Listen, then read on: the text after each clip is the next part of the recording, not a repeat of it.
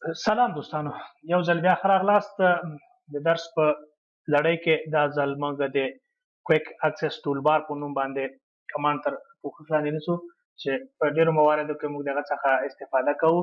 نو هیله ده چې موږ سره تر اخره پاتې شئ او د دې له محتویات څخه پوره ګټه پورته کړئ. درنو دوستانو، موږ همغه پخوانی متن چې لرو نن دا ځل موږ په متن باندې کار نه کوو، فقط موږ په کویک اکسس ټول بار باندې موږ کار کوو چې کویک اکسس ټول بار څه ته وایي. لکه تاسو چې وینئ دلته موږ د ټاب لرو، د هوم ټاب، د انزر ټاب، د ډیزاین دا د لی آوټ همداسې ټابونه لرو او په هر یو کې موږ سره واړه واړه کمانډونه دلته موجود دي. لکه دلته فرض مثال دا بي ده د بولډ کولو په خاطر باندې، د ایټالیسایز په خاطر باندې، انډرلاین په خاطر په دغه کوم کمانډونه چې دلته لرو موږ مجبور مکلف چې موږ هر ځل نو چې کوم کمانډ په کار وي باید موږ لاړ شو چېرته د همغو ټابونو ته ولټو تر څو خپل کمانډ پیدا کړو. پکې موږ ته مایکروسافټ ورډ یو لنډه طریقه دلته موږ ته رامعرفي کوي چې هغه موږ ته د کویک اکسس ټول بار په نوم باندې ده.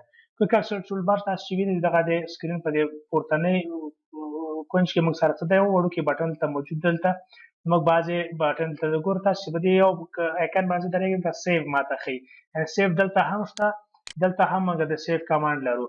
نو موږ دلته په لنډ باندې کوو چې مخکې دې چې موږ دلته کلیک کړو ډایرکټ موږ دلته څه کولی شو استفاده کولی شو. دلته بل دلته موږ د انډو کمانډ لرو. دلته تاسو وینئ انډو کمانډ چې دی هم دلته موږ سره اډ شوی.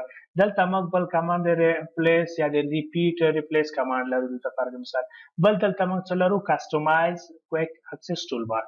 دا موږ ته ډېر مفید دی. دلته موږ اکثره وخت چې کله استفاده کوو لکه فرض مثال معمولا دلته موږ سره د نیو د اوپن د فرض مثال بعضې کمانډونه دلته موږ لرو چې هغه موږ لنډ دلته څه کولی شو اضافه کولی شو.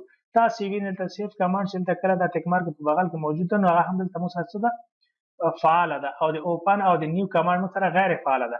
موږ راځو دلته د یو کمانډونو له جملې څخه نیو فعاله کوو ځان ته. تاسو وینئ دلته یو آیکن موږ ته اضافه کړي چې موږ ودرېږو نو نیو بلانک ډاکومنټس موږ ته راکولی شي. دلته چې راځو بیا اوپن ورپسې راخلو.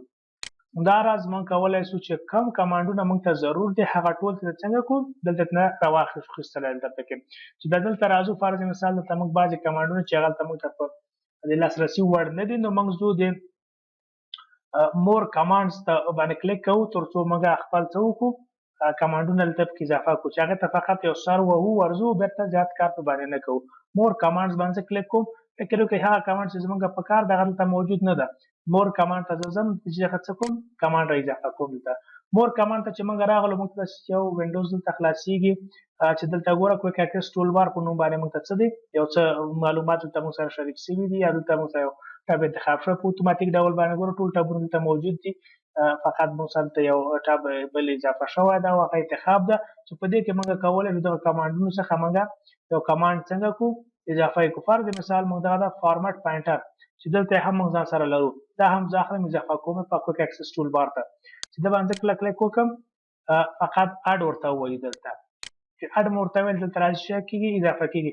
اوکې کوم دلته چې اوکې مو کړه دلته موږ ته دا اضافه شو فارمټ پاینټر. نو اوس فرض مثال که موږ برعکس عمل اجرا کوو نه غواړو چې زیات کمانډونه موږ ځان سره ولرو، موږ په نورمال حالت باندې ورڅخه استفاده کوو نو بیا هم راځو همدغه بټن باندې کلیک کوو، راځو هغه شی چې زموږ په کار دی ټیک مارک لرې کوو، دلته هم چې نه ټیک مارک لرې کوو. همداراز موږ راځو